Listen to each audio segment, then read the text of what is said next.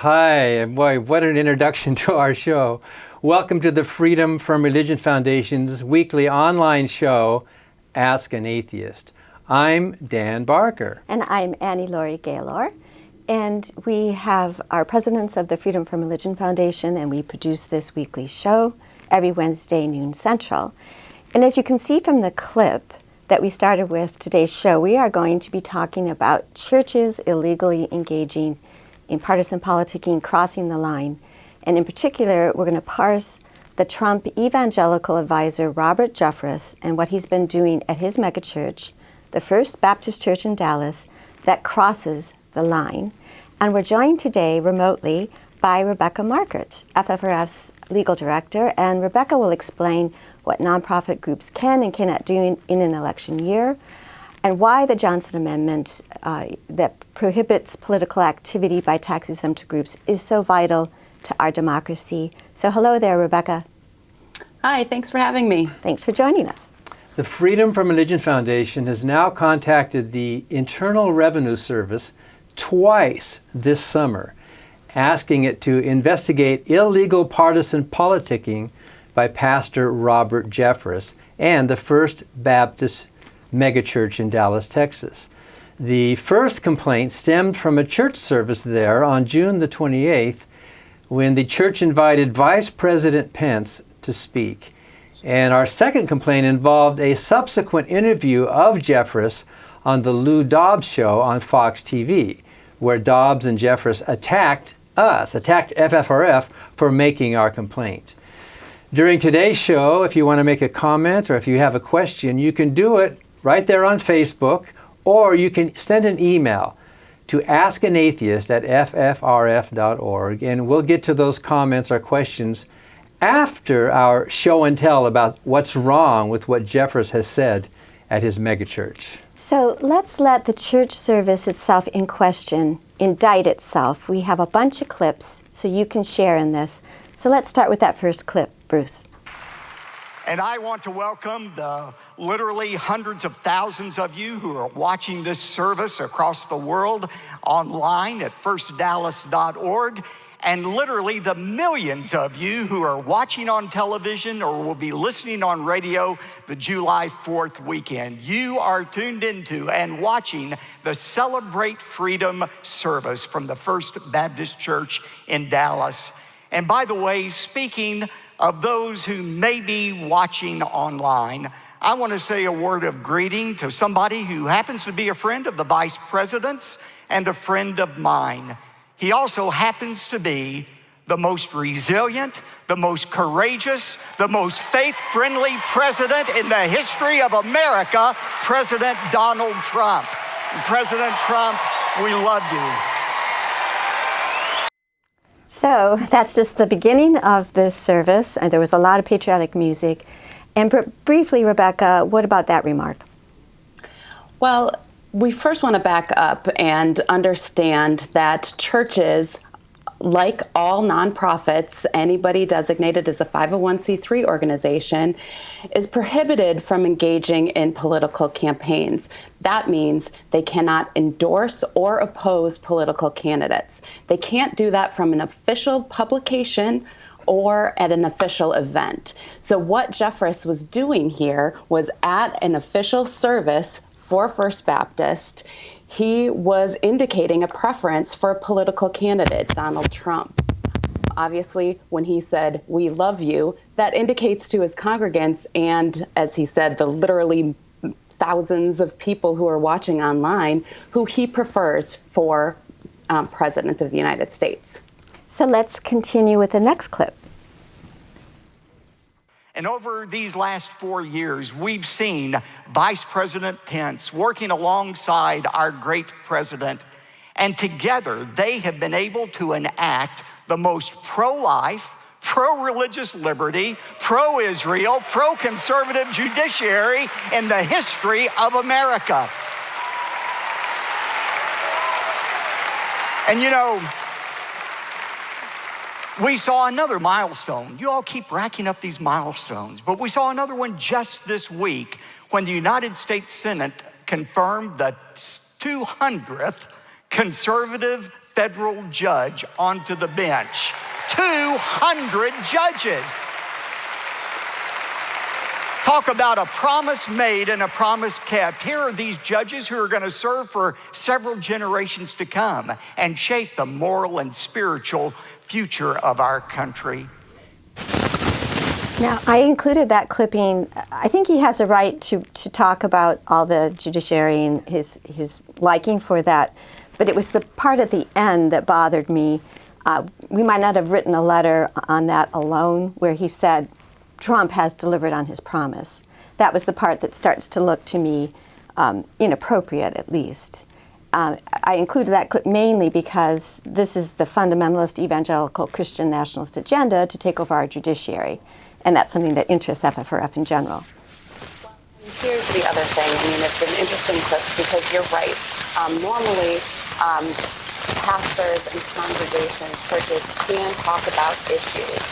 The IRS isn't going to get upset if, they are talking about issues that they've always advocated for. Every election year, and actually not even in non-election years, we get complaints from people who were in church, particularly the Catholic Church, and they come away with a postcard that the Catholic Church says, hey, you should send this to your representative to tell them that you want them to be anti-abortion and vote pro-life. And those types of things are allowed. Churches, like nonprofits, can engage in a limited amount of lobbying. That is okay. Yeah. Where it crosses the line is when you're bringing up these issues in an election year so close to the election date, and also when you're bringing up issues like abortion and arguably like the judiciary now, that is actually distinguishing candidates for office. You know who's pro-life and who's not. So technically, Rebecca, from the two clips that we just saw, it seems like it's crossing the line, but he didn't actually say vote for Trump. He was just praising what our president did. So up to what we've seen so far, does this cross the line, do you think? Well, the IRS regulations don't require anybody to say vote for or vote against.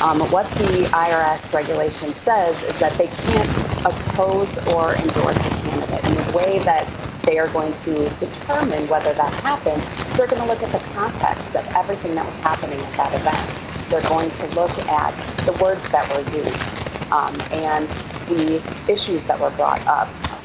Like Anne-Marie brought up earlier, the campaign feel of the event itself. They're going to look at the entire facts and circumstances of the event to determine whether the person sitting in the pew understands when they leave who Jeffress thinks they should vote for. Okay. Thank you, Rebecca. I think we're getting some interference, and I'm just letting you know that if there's the wire might be crossing on paper. May not be anything that you can control. What Bruce is telling me, something about the headphones. Oh, unplug your headphones and plug them in again while we look at the next clip. But the most important thing I can say about Vice President Mike Pence is this: he is a man of deep faith. In fact, when he's asked to describe himself, he says, I am a Christian, a conservative, and a Republican, in that order. Aren't you grateful for somebody like that? So this is the introduction to Pence. And of course, Pence has made that comment. And then I think we could just continue with what Jeffress says to get to the heart of it. Mr. Vice President, I know I probably shouldn't say this, but my congregation knows that has never stopped me before. But Mr. Vice President, there are millions of Christians in this country, just like me, who are hoping, and we are praying, that when you have finished your term as Vice President in 2024, that you don't move.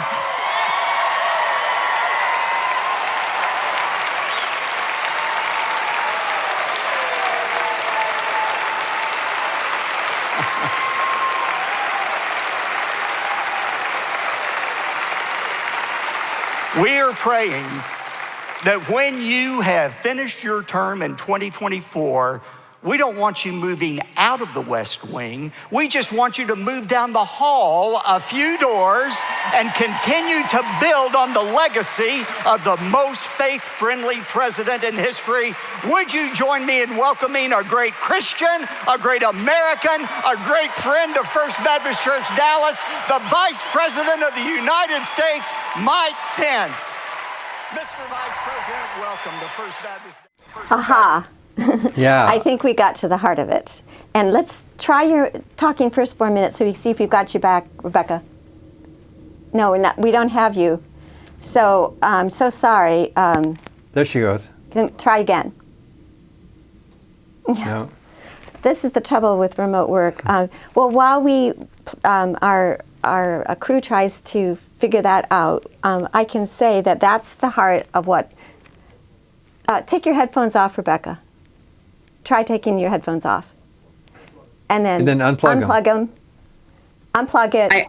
I unplugged it. Do you want to? We can hear you. That's good. That's good. So let's. All right. Oh. Well, we had you, and now try again. Can you hear me? Yeah. Okay, Great. I'll just leave the headphones off. Great. It's a miracle. It's a secular miracle.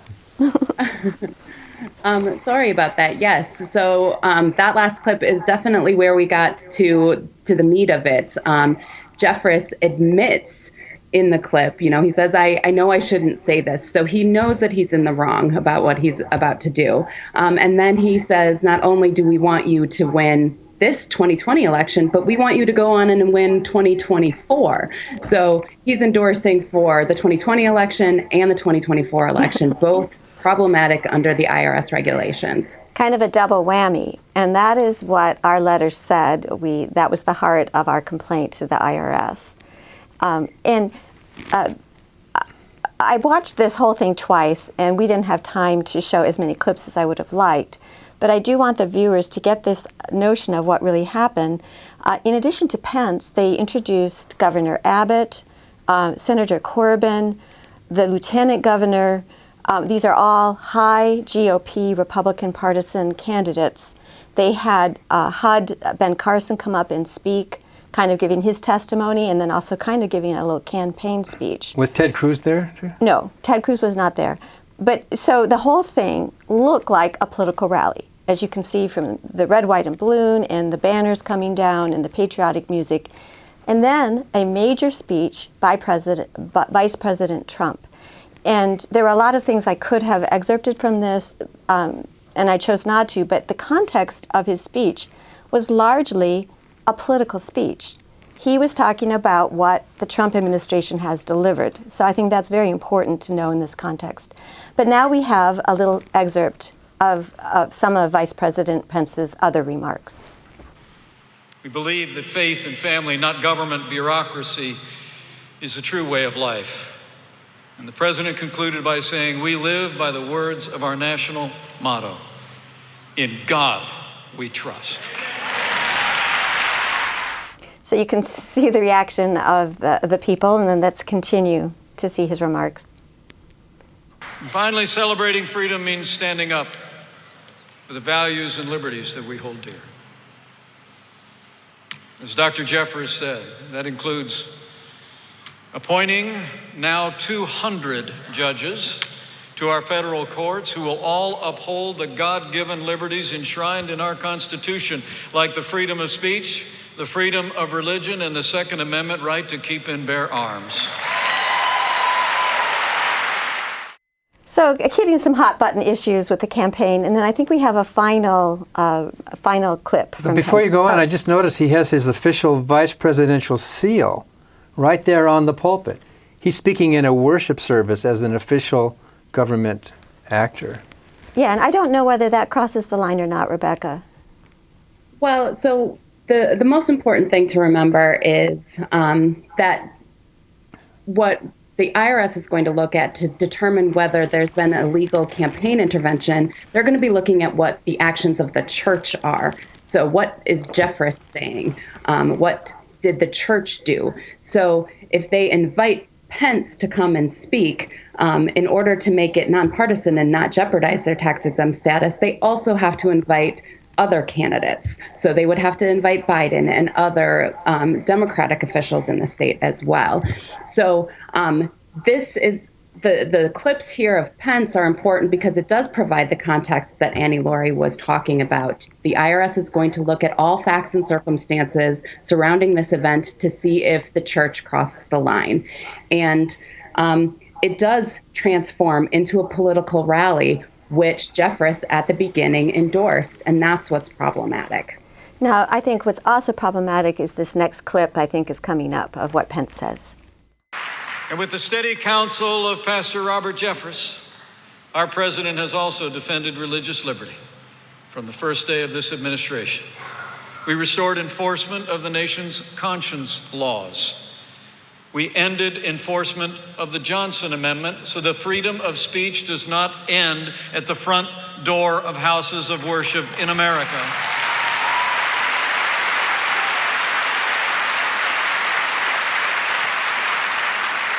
And like no other president in American history, President Donald Trump has stood without apology for the sanctity of human life.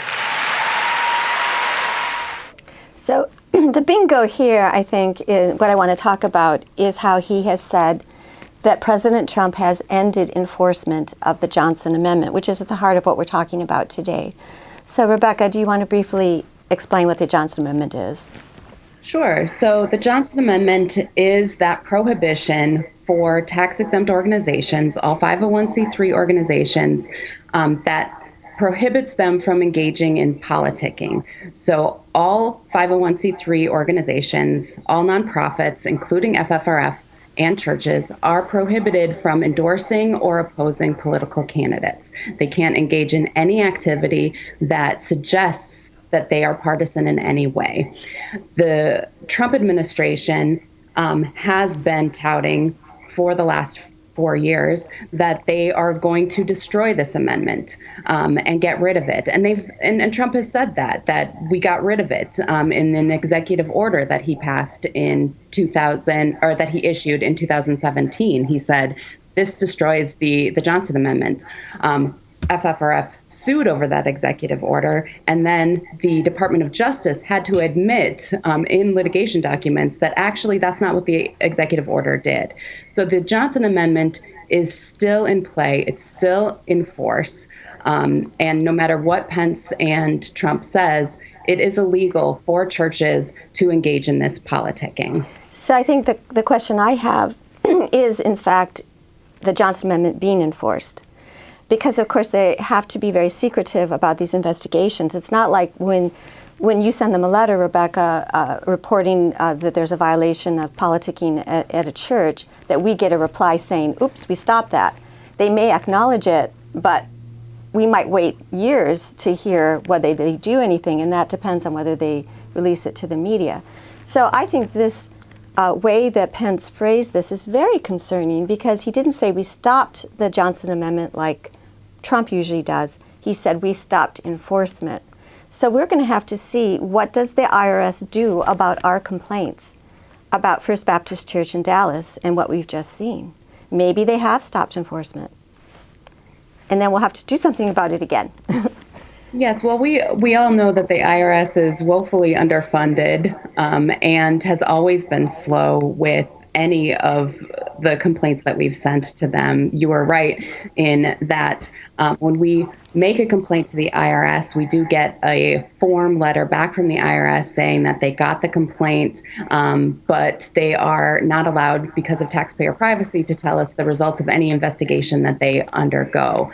Usually, we don't figure out if there's been an investigation and if there's been any sort of reprimand for violating these regulations, unless there's a report released or it comes out in the media in some way. So there definitely could be stronger enforcement by the IRS for sure. So I think now what we want to do is turn to the next chapter, which I think is very fascinating. Our second complaint. Why we did a second complaint, and this is a clip of Pastor Robert Jeffress on the Lou Dobbs Show on National Fox News at the end of July. Fox Business News. Talking about our complaint.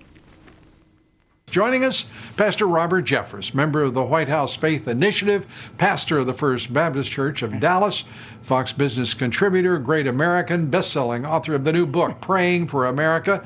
I mean, the last Pew poll showed that 82% of evangelicals are going to vote for President Trump on November 3rd.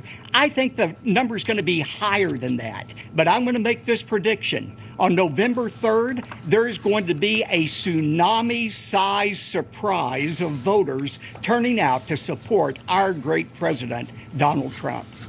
I want to share this little note from the people who believe there should be a right from religion.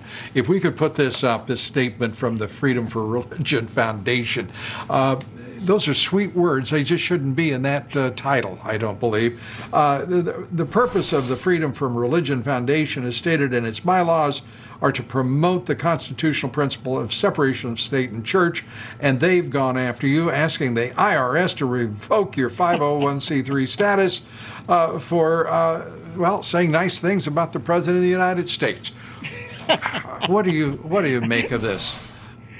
That's right. I mean, Lou, it's absolutely ridiculous. They are asking the IRS to revoke our tax-exempt status because when the vice president spoke at our church last month, I said some very nice things about our president. And I said, quote, there are millions of Christians who are hoping, Mr. Vice President, that when you have finished your term in 2024, that you move down the hall and continue to build on the legacy of the greatest and most faith-friendly president in history, Donald J. Trump. And Lou, if that lands me in prison, if that revokes our tax-exempt status, so be it. But obviously, it's not going to. The Freedom from Religion Foundation tries to intimidate smaller churches by attacking us from speaking out on politics. This is a time for every pastor to speak out. The future of our nation is at stake. I think I'll start a foundation on, we'll put it together, we'll call it a freedom from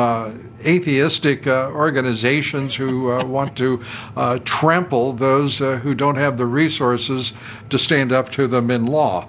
That's probably have to work on the title a bit, but you get the idea. I'm sorry? Yeah. I said it's called Pastor. The Democrat Party, the atheist group who hate religion. So there's a lot going on there, Rebecca. Have at it. Yeah, so one of the things that prompted us to send a second letter to the IRS was not just that he was on Lou Dobbs, but that the church then posted this clip to its official YouTube page.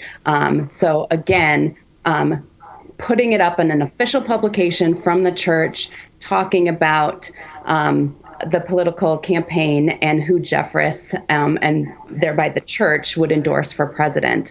The other thing that's going on in this clip is that he admits what he did. He does say, yes, I said that Pence should be reelected in 2020, and then in 2024 he should be elected to the presidency. So he's admitting that he violated the regulations. Yeah, he repeated exactly what was wrong. His endorsement. Right, exactly. So he wouldn't actually be sent to prison, would he? I mean, the worst that would happen is that his church might, for a time, lose their tax exemption. Is that right? Yes, but this is definitely the tagline that everybody says when we call them out on violations of here, the IRS regulations, but also state church violations. We've had coaches say, if I pray with my team, they're going to send me to prison. That's not what happens here. No. No, it's persecution complex. I think the other thing that bothers me here is, and this is beyond the state church, but you can see how they are trying to bait politics. They're trying to say the Democratic Party is an atheist party, which is not true. But it's also the whole idea that atheism is a stigma, so if you want to attack somebody, call them an atheist. And this is something that we've been fighting since we created the Freedom from Religion Well, we Foundation. saw Nancy Pelosi have issued a prayer, actually, which we complained about that as well. Yes, and of course, Biden is a Catholic, but Trump tweeted that what was it, that he hates God and he hates the Bible. So it's like the opposite. It's like red baiting, only it's atheist baiting. So that's not a state church issue so much as it's just a commentary on the continuing low status of free thought in our society today. Yes, and I will also just add again that FFRF constantly receives complaints from people who are actually going to church. This is one of the areas that we receive complaints on. That's just funny because although we're an organization that represents atheists and agnostics, this is an issue area where we're hearing from people who are religious, who are sitting in the pews on Sunday and are upset about what their pastors are doing. They don't want to hear who the pastors think they should vote for. They don't want to be told who they should vote for. The Johnson Amendment is incredibly popular. There was a survey in 2016 done by Lifeway Research, which is an arm of the Southern Baptist Convention, that found that 4 out of 5 Americans approve of the Johnson Amendment. They don't want their pastors telling them who to vote for. And every election year, we hear from these churchgoers from both sides of the aisle. Like I said earlier in the show, we've complained about churches who've endorsed Obama. I think it was back in 2012, there was a church, I believe it was in North Carolina, where the pastor wore a shirt that said OMG. Obviously, everybody knows that as, oh my God, but his shirt actually meant Obama's my guy. And he displayed that for his congregation to see during a church service. We complained about that. We complained about Hillary Clinton being endorsed at churches in the Midwest. And this year, we've also received complaints about Biden going to churches, even though the 2020 campaign is a little different because of the pandemic. They're still pandering at churches, and they're still seeking those endorsements. Pandemic pandering, then. Exactly. Yes, and we are, FFRF itself is a 501c3 nonprofit organization, just like all churches. We are forbidden from engaging in partisan politicking, and we try to be very, very careful about that. We can report facts like we are doing today, and we can complain about violations of church politicking, but we are also forbidden from taking sides on politics. So, and we try very carefully to abide by that, unlike the First Baptist Church of Dallas. Well, if we did, they would come down on us pretty hard, wouldn't they? So I think that we have a screenshot to show you of something that's going on today that is very pertinent. Do we have that, Bruce? Yeah, there it is. So this is a promo for something that started this week.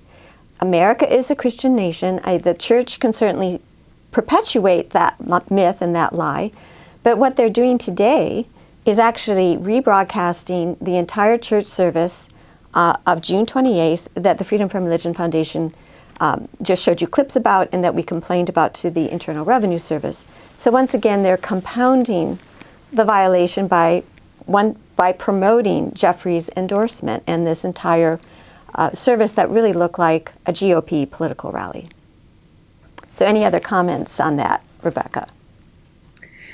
Only that we're obviously going to be getting more and more of these types of complaints as we get closer to the election. And now that we've seen that people are kind of coming out of isolation to do more campaigning with the conventions happening this week and the RNC happening soon, this is going to become more commonplace. And I definitely anticipate that FFRF is going to be sending more letters to the IRS, again, from both sides of the aisle about this illegal politicking.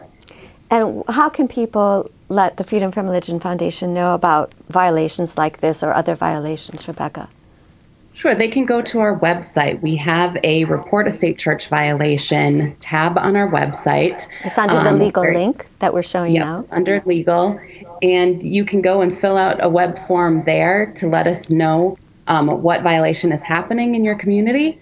And that goes directly to our intake team, who will process it and determine whether we can take action.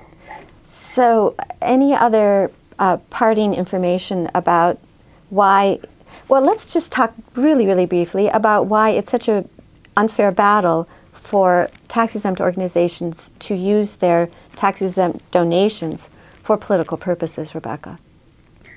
Sure. Well, really, what tax-exempt status is a great privilege. It's basically the organizations being subsidized so that they can engage in charitable and educational work. People who donate to those organizations want them to do that type of work. They don't want them to engage in partisan politics. There's a problem also because there's no accountability for these churches.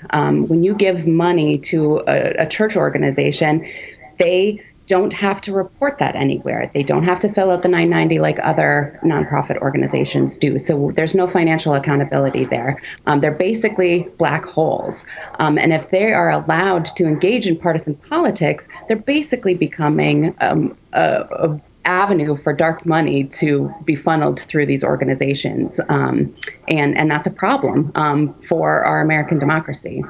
I call it stained glass money.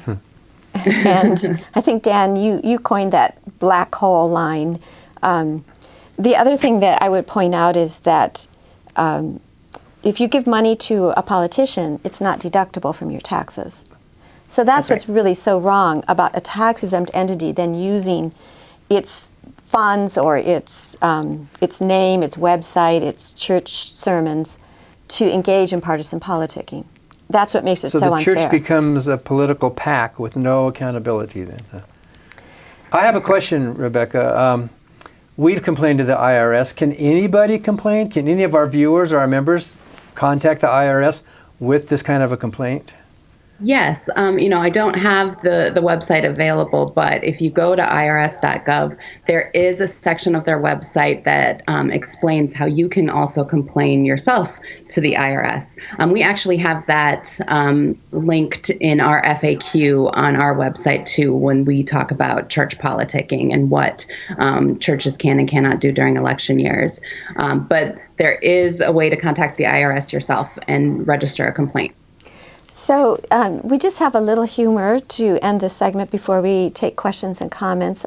We have a cartoon that was penned by our friend Steve Benson, who's the ex-Mormon turned atheist.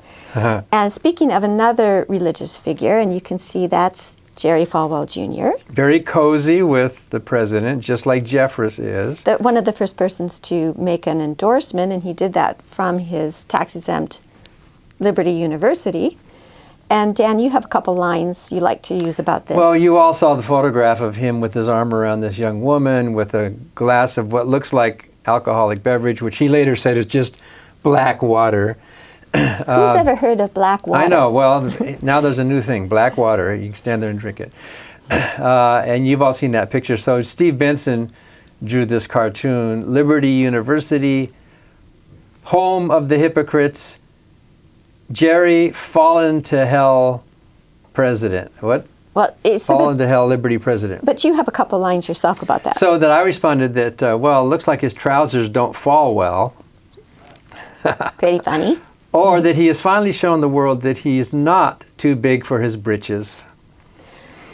And I think my line is that he needs to follow in his father's footsteps and found a group, and it would be called the immoral majority. There you go. So he, of course, has been laid off for now from Liberty University, and there are a lot of state church issues. It's a temporary leave of absence, is what it was called. There's a lot of state church issues with Liberty University because they've started to get all of this a student loan, federal student loan money, because they've started this online schooling. And there's some of the top winners of these federal student loans. And so many of the students are defaulting because they're not able to find jobs. So it's quite a problem, and we have written about that in the past. So there is a state church issue there with Liberty University. So I think we're ready now to see what comments and questions have come in. Yeah, I have the list of questions here, so I'm going to be reading them remotely for you guys. So the first couple of questions relate to our topic.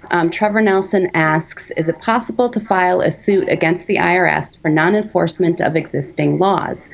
And related to that, Kelly Anderson Holiday writes, can you help us understand why this isn't being pursued legally? So first of all, to Trevor's question, it is possible to file a lawsuit against the IRS, and FFRF has. A number of years ago, we saw in a newspaper article that an IRS administrator had said that they had stopped taking complaints on this, and we did sue. During course of litigation, the IRS admitted that that was actually not true, that they did have somebody who was in charge of an enforcement office at the IRS to investigate these complaints. That, in our minds, settled the issue. We were happy that they still had an enforcement division within the IRS. Obviously, with the new administration wanting to destroy the Johnson Amendment, wanting to get rid of the enforcement mechanisms, this is something that we're going to continually look at. But taking a lawsuit is not easy. There are standing issues, meaning we have to make sure that the plaintiffs that we're bringing forth are the appropriate plaintiffs so that we don't get kicked out from the courts. Also, the makeup of the federal bench is going to be incredibly important here. As we've noted on this show and in many instances earlier, that the Trump administration has pushed through 200 plus judges that have extreme views on state-church separation and on stuff like the IRS regulations. So we really need to be careful about the lawsuits that we're bringing, particularly with this, so that we don't get an adverse precedent. I don't know if there's anything that you, Dan and Annie Laurie, would like to add to that. Yeah, I was going to add that actually our lawsuit forced the government, forced the IRS to fill an unfilled position. So what they did is they came forward and said, we've now hired somebody who's in charge of this, and we are starting to process them. And our legal team was actually shown details of at least 100 investigations that were ongoing that they had started again. So we were given proof. Yeah, they hadn't been doing it, and because of our lawsuit, largely, they got the nudge and they started doing it again. And then that case was dismissed without prejudice. So technically, we could refile it. We need a little bit more evidence about non-enforcement. But I'm, of course, very concerned when you have the vice president and the president saying it, either the Johnson Amendment has been repealed, which we also sued over and showed wasn't true, and now saying it's not being enforced. It's obviously something we'll be looking at. Seems like the principle here is that the law is the law, and if the law is not enforced, then it's not a law. What good is it to have a law that, suppose everybody knew they could break the speed limit, there would be no highway patrol. It's just a suggestion, I suppose. So what we are asking for is a system of law. We live in a country of law. So if we have a law, let's follow the law and let's enforce the law. So the next question is from Celeste Rowley Cook. Aren't organizations like my labor union allowed to recommend or share with members their choice of candidates? So the answer here is a little bit complicated because under the IRS regulations, tax-exempt status is granted to a multitude of organizations, including nonprofit organizations like the Freedom from Religion Foundation and churches, but also labor unions and things like that. Labor unions fall under a different provision of the tax code, so they have a little bit more leeway than a 501c3 organization is. I'm sorry, I can't remember exactly how they're coded in the IRS regulations, but they do have a little bit more latitude in what they can do. And yes, there are membership communications exemptions that if you are sharing who your organization endorses only to your membership under this provision of the tax code, that's okay. But that is specific to the type of organization that labor unions are coded as under the tax code. So I hope that's clear. But it is a pretty nuanced section of our tax regulations. So Rebecca, even a group that is a 501c4, which would be a lobbying group, cannot endorse, can it? It can disseminate information, but it's not supposed to engage in partisan politicking. Am I right? They can do more endorsement. Can they do more endorsement? But that can't be their primary purpose. Otherwise, they're a PAC. But they're not tax deductible. People who give to them don't deduct it on their taxes. Yeah, although they have a nonprofit status, so there's, a little bit there. Yeah. You're right. So Craig Nelson asks, will you be doing a year in review regarding SCOTUS decisions? So this is obviously not on today's topic, but yes, we've actually already done that. And you can go view that episode on our YouTube channel. Look for the Ask an Atheist playlist, and you should find that. And also, I'm actually going to be doing a SCOTUS year in review with a humanist organization out of Ohio on August 31st. And if you're interested in registering for that, you can go to FFRF's website and go to our events page, and you'll get information there about that presentation, which will happen on August 31st. Any other questions or comments? Oh, yeah, we have quite a few. This was a very highly anticipated show. So Sheila Monk asks, I recently drove by the local political party office and saw displayed in the front window a Christian nativity scene. I immediately emailed the county chair and the local committee woman to ask why. The answer I received was that several religions were represented inside, so they thought they made it okay. My stance, which I expressed, is that we should all bring our ethics and principles with us, but leave our religions at the door. Am I unreasonable in thinking that religious displays, no matter whose, are out of line in a political party office? So the one thing that I would just say here is that political parties are not the government. Right. So in terms of a state church violation, it's not a violation for a political party to have this religious display in their office.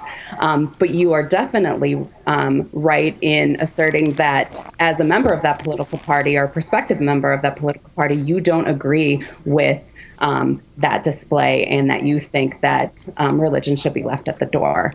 I don't know if you have any other comments, Dan or Annie Laurie. Because it's not non-inclusive. Yeah. It excludes. It's divisive. But it's not obviously a state church issue because it has nothing to do with But we can church. complain. I mean, the individuals can complain.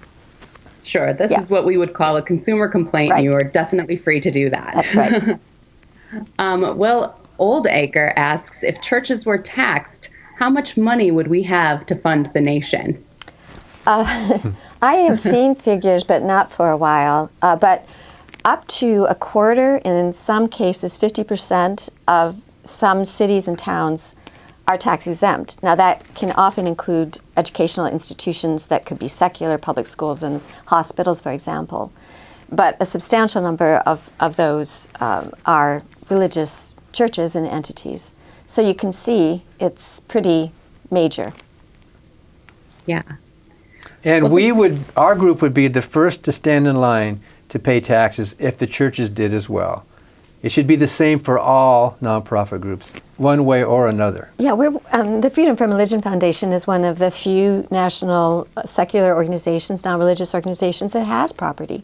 We have the building that we're conducting this interview in right now, the studio, and there are very few secular properties like that, but they are also off the tax rolls, and they should be right now, because you couldn't have invidious discrimination and say only churches are tax exempt and atheist groups are not, for example.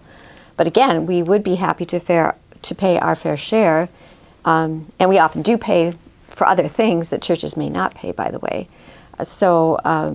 But I don't see that happening anytime soon. Do you, Rebecca?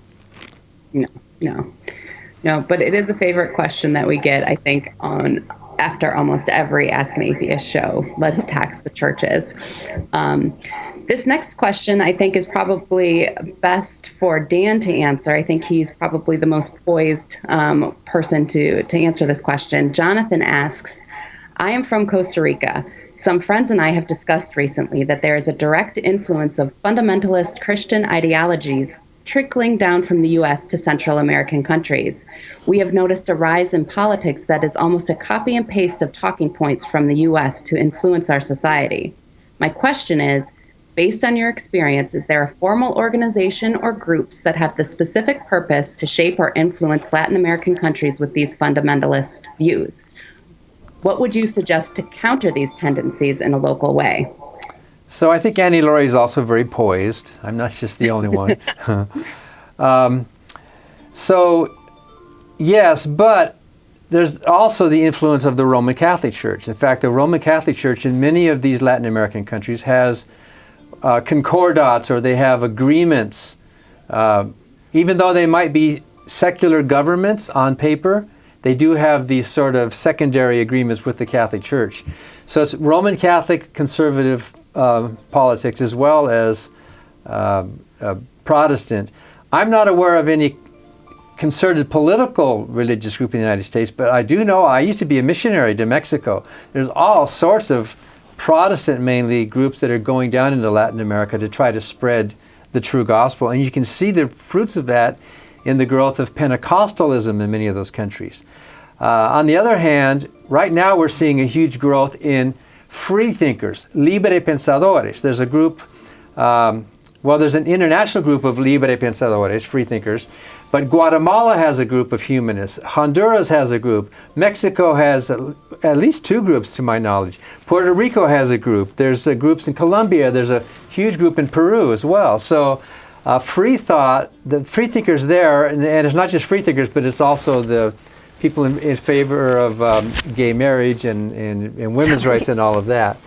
They are getting sick and tired. And so I think there's a group in Costa Rica. The last I checked, we were planning a huge international conference this year, but we had to postpone until next year in Colombia. But I think a group from Costa Rica is also attending. So there may be ways for you in your own country in Latin America to get involved in protesting the government. Don't you want to say something in Spanish for those who are listening from Latin America, South America? Libre pensador means free thinker, libre pensé. Y esperamos que todos los países allá en Latinoamérica sigan protegiendo la separación entre el Estado y la Iglesia. We're sorry this is happening, by the way. We apologize.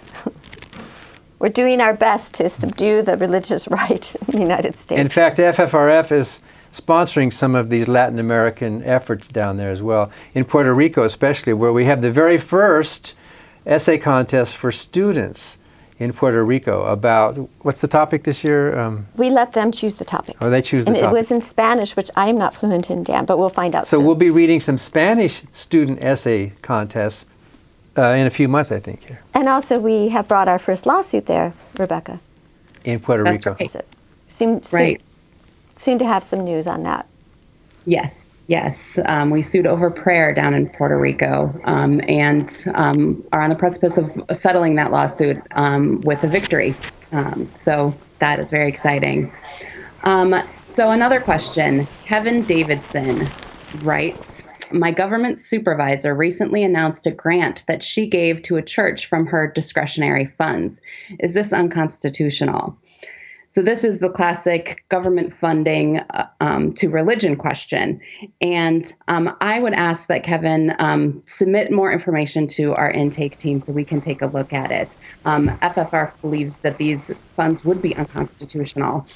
But the Supreme Court has had a lot of religious funding cases as of late with Trinity Lutheran involving funding going towards refurbishing playground equipment and grounds. And then also the obviously most recent decision in Espinoza versus Montana Department of Revenue, where the court decided that it was okay for taxpayers to fund religious education. So this is something that we have to look more into because there's a lot of unfavorable case law, but there's still a fight to be had here. And we can take a look at that deeper if you want to send more information to us about your supervisor and the grant that she gave to a church. And up on the screen right now is our website that you can submit the state church complaint to. Are there any other comments or questions? Just a couple more. Okay. There's a lot of interest today. So Jeff Young writes, my county in Texas is pushing for a day of Christian prayer. Is there anything that you can do about this? Sure, we do stuff all the time on this. That's right. We do submit complaints to government officials about days of prayer, and reminding them that it is not their job to issue proclamations declaring days of prayer. It's not their job to exhort citizens to pray for their county, that is a personal decision that should be left to their private homes.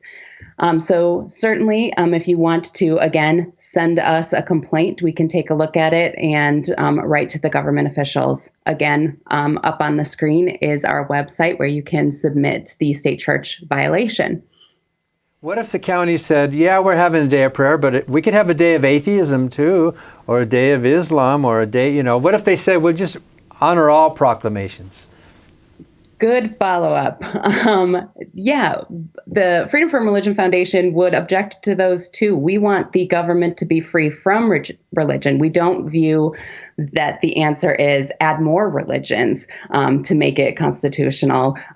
The only way, as we've said many, many times over, the only way to ensure true religious liberty is if our government is free from religion. So we would not endorse that. Government shouldn't have a prayer, and that is one of our most common complaints, and it's really why we started the Freedom from Religion Foundation. It was to get rid of prayer in the Dane County, Wisconsin, and city of Madison, when we became aware that public officials were opening with Christian prayer, and it's just a very, very common complaint, and we are glad to act on that. Besides, it doesn't work. Nothing fails like prayer. That's right. So the final question for today, Heidi Lynn Schneider asks, what are your thoughts on local police departments directing church traffic every Sunday? My dad used to do that. He was an Anaheim, California city police officer, and once in a while he would direct traffic on a Sunday morning for a big church. I have to admit that the first time I encountered this, I was shocked. Because there were several police officers out, and it's very special duty for a church. But I think that if they're doing the same thing for every other equivalent event, a concert, a public speech, that's fine. But if they trot out no matter how many people show up to this church every week, I think I would look askance at it. But I think it might be a little bit hard to complain about that unless you had a real show of inequity. But what is your legal opinion, Rebecca?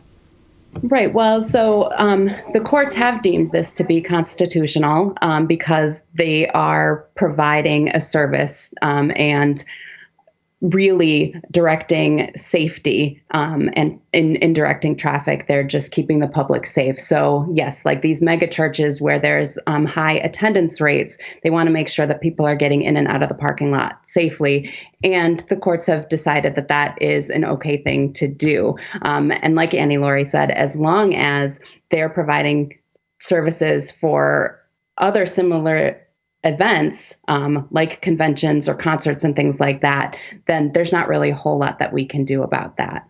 And churches can also actually hire police officers to come and provide security, just like any other organization could. So it is really hard to legally challenge those unless there is some really high evidence of inequity in some way.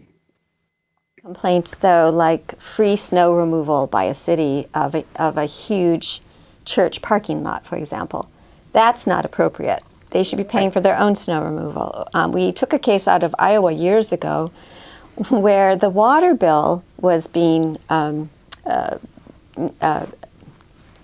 forgiven by all the churches, for example.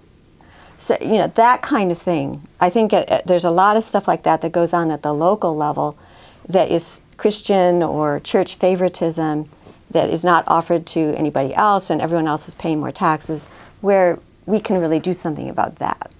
Well, if the church catches fire, we would not object to the local fire department coming in to help put out the flames.